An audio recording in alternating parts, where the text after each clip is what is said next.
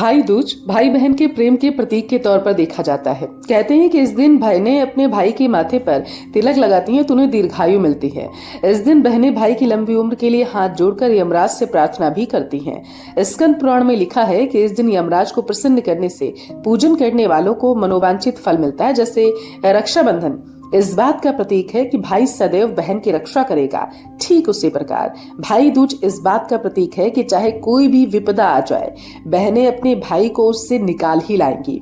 और यही वजह है कि इस दिन यमराज की भी पूजा कई स्थानों पर बहनें करती हैं, ताकि उनके भाई को अकाल मृत्यु का भय न रहे। लेकिन क्या आपको पता है कि भाई दूज के दिन यमुना नदी में स्नान करना क्यों भाई बहनों को बताया गया?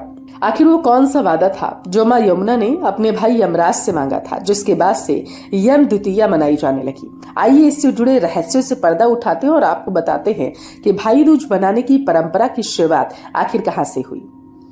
क्या है यम यमुना की कहानी? शास्त्रों के अनुसार भगवान सूर्य, नारायण और संज्ञा के दो संतानें, एक पुत्र यमराज और दूसरी पुत्री यमुना थी। मगर एक समय ऐसा आया जब संज्ञा सूर्य का तेज सहन न कर सकी और असमर्थ होने के कारण वो चली गई तपस्या करने के लिए और अपने स्थान पर अपनी छाया को छोड़ गई, ताकि उनके बच्चों को किसी प्रकार की कोई तकलीफ ना हो। धर्म ग्रंथों के अनुसार छाया से ही ताप्ती नदी और शनि देव का जन्म हुआ था। और क्योंकि छाया काली होती है, यही कारण था कि शनि देव भी श्याम रंग के थे। हालांकि कहते हैं कि उत्तरी ध्रुव में बसने के बाद इस संज्ञा का यम और यमुना के साथ व्यवहार में अंतर आने लगा।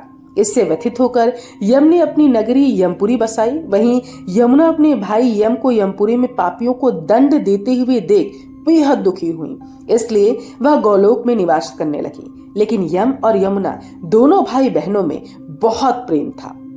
इसी तरह समय व्यतीत होता रहा, सालों बीत गए, दोनों भाई बहन एक दूसरे से मिल ना पाए। फिर अचानक एक दिन यम को अपनी बहन यमुना की याद आ गई। यमराज अपनी बहन यमुना से बहुत प्रेम करते थे, लेकिन काम की व्यस्तता के चलते अपनी बहन से मिलने नहीं जा पाते थे।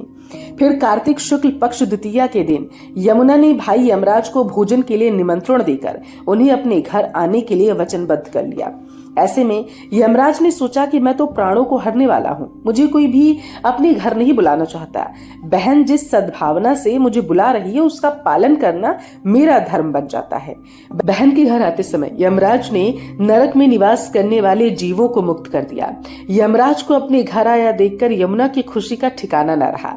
यमुना नदी में स्नान के बाद पूजा करके स्वादिष्ट व्यंजन परोसकर यमराज को यमुना माने भोजन करवाया। यमुना द्वारा किए गए इस आतिथ्य से यमराज ने प्रसन्न होकर बहन को वर मांगने का आदेश दिया। फिर यमुना ने कहा, हे भ्राता, हर साल इसी दिन मेरे घर आया करो और मेरी तरह जो भी बहन इस दिन अपने भाई को आदर सत्कार करके टीका करे, उसे तुम्हारा भय न रहे और उनके भाई को अकाल मृत्यु का डर भी न सताए।